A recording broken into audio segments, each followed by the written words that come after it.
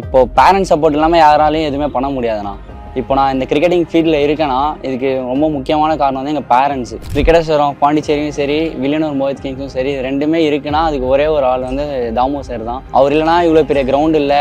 ஆக்சுவலாக இந்த இடத்துல நான் இப்போ உட்காந்து பேசிகிட்டே இருக்க முடியாது. இவ்வளோ பெரிய பிபிஎல் டோர்னமெண்ட்டில் வில்லியனூர் மோஹித் கிங்ஸ் வந்து எனக்கு கேப்டன்சி கொடுத்துருக்காங்க, வைஸ் கேப்டன்சி கொடுத்துருக்காங்க, நிறையா பேக் பண்ணியிருக்காங்க.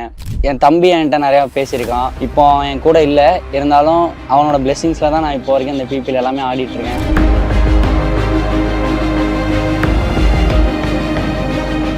ஆக்சுவலாக சின்ன வயசில் நான் வந்து பிளாஸ்டிக் பேட் வச்சு ஆடிட்டு இருந்தேன். அப்போ எங்கள் பெரியப்பா வந்து எங்கள் அப்பா கிட்ட வந்து இந்த மாதிரி நல்லா கிரிக்கெட் ஆடுவான் போலடா அப்படின்னு சொன்னாங்க. எங்கள் அப்பாவும் என்கிட்ட கேட்டாங்க. அப்போலேருந்து ஸ்டார்ட் பண்ணேன். அதுலேருந்தே எங்கள் அப்பாவும் ஒரு கிரிக்கெட் பிளேயரு, அந்த ஜீன் எனக்கு ஆல்ரெடி இருந்தது. அப்படியே அதுலேருந்து தானாக அப்படியே ஸ்டார்ட் ஆனது தான். இப்போது பேரண்ட்ஸ் சப்போர்ட் இல்லாமல் யாராலையும் எதுவுமே பண்ண முடியாதுண்ணா. இப்போ நான் இந்த கிரிக்கெட்டிங் ஃபீல்டில் இருக்கேன்னா இதுக்கு ரொம்ப முக்கியமான காரணம் வந்து எங்கள் பேரண்ட்ஸு. நீ ஸ்கூலுக்கு படி அந்த மாதிரிலாம் இல்லை.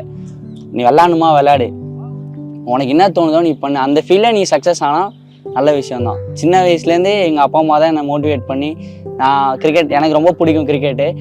அதுலேருந்து எங்கள் அப்பா அம்மா மோட்டிவேட் பண்ணி இந்த நாள் வரைக்கும் அவங்க வந்து நீ கிரிக்கெட் விட்டு போய் வேலை பாரு அந்த மாதிரி அவங்கள்ட்டேருந்து ஒரு வார்த்தை கூட நான் வந்ததில்லை. அவங்க சொன்னதும் இல்லை, சொல்லவும் மாட்டாங்க. இவ்வளோ பெரிய பிபிஎல் டோர்னமெண்ட்டில் வில்லியனூர் மோஹித் கிங்ஸ் வந்து எனக்கு கேப்டன்சி கொடுத்துருக்காங்க, வைஸ் கேப்டன்சி கொடுத்துருக்காங்க, நிறையா பேக் பண்ணியிருக்காங்க. எஸ்பெஷலி ரோஹித் அண்ணா வந்து என்னை நிறையா பேக் பண்ணியிருக்காங்க.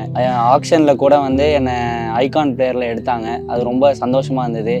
அதுலேருந்து அவங்க என் மேலே எவ்வளோ ட்ரஸ்ட் வச்சுருக்காங்கன்னு எனக்கு ரொம்ப ஹாப்பியாக இருக்குது.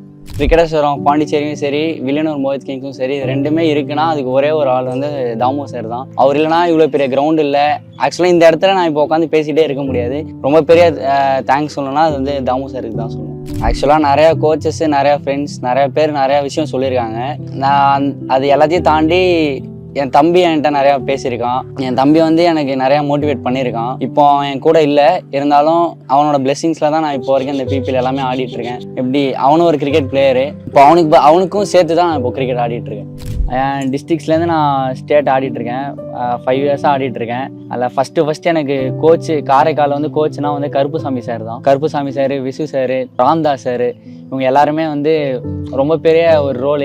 இப்போது நான் இருக்கிற இடத்துல இவங்க எல்லாருமே பிடி வந்து ரொம்ப பெரிய ரோல். அவங்க இல்லைனா நான் இப்போ கண்டிப்பாக இல்லை. நான் Vijaya sir last year debut பண்ணேன். ரோஹித் வந்து அந்த மேட்ச் அவங்க தான் கேப்டன் அந்த சீசனில். அவங்க தான் எனக்கு பிக் பண்ணியிருந்தாங்க விஜயா சாரையில்.